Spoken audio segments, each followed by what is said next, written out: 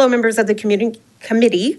My name is Christina Delgado, and I'm a resident of Santa Fe, Texas. I'm a mother of 2 beautiful Mexican daughters, the eldest of 3 Mexican-American sisters, born and raised in Houston, Texas. And I come from a long line of Mexican descendants that had the border cross us. We oppose this bill. In 2019, a Dallas-born citizen was detained for 3 weeks while passing through a checkpoint after law enforcement ignored his legal documentation confirming his citizenship. This is not an isolated incident. My sister, who was blessed with the Delgado tan and the Robertson features, was on an evening hike at Big Bend National Park with a friend to watch the sunset. They were pulled over and told their documentation, which included badges of employment at the Texas Medical Center, ID, and Social Security card, were being falsified. My sister, a mother of 2, was told they were going to be taken to a detention center without due process for the simple fact of camping while Mexican.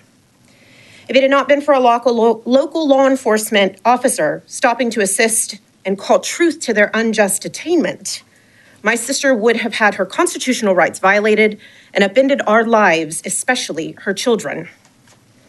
This bill and its layout, there are no clear directives and even a clear plan on how the processes would not harm not only migrant families fleeing horrific conditions, but my family, my girls, and my community. You can't tell me it won't happen, because it already did. To give further immunity to individuals who are engaging in these violations and overuse of power of not only human rights of all who are here, but constitutional violations for me, my family, and those who are of Black and brown communities, to be questioned by the color of their skin on why they are here. This is not the way to treat a humanitarian crisis when you eliminate humility. Thank you, and we'll note that you're against HB4. Representative. Thank you, Chairman. Thank you for sharing your story, because I think we've tried to highlight how this doesn't just impact immigrants, but it impacts American citizens as well. Was it a local law enforcement officer that questioned and took your sister in, or was it federal?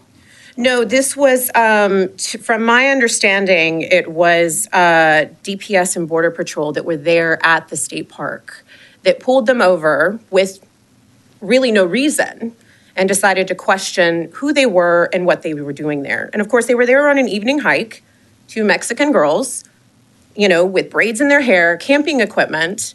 And again, now, let me jump in, because Representative, you're not a member of the committee. We ask questions, but I'm trying to keep everybody at 2 minutes. And I have a rule that if they don't finish in their 2 minutes, that we don't then expand the time. So everybody gets the same amount. So if you have questions, make sure it's specific and not adding to the 2 minutes, if you would.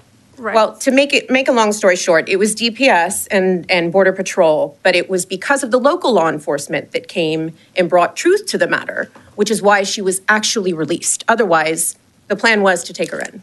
Thank you for your testimony. Thank you. Thank you very much. Thank you.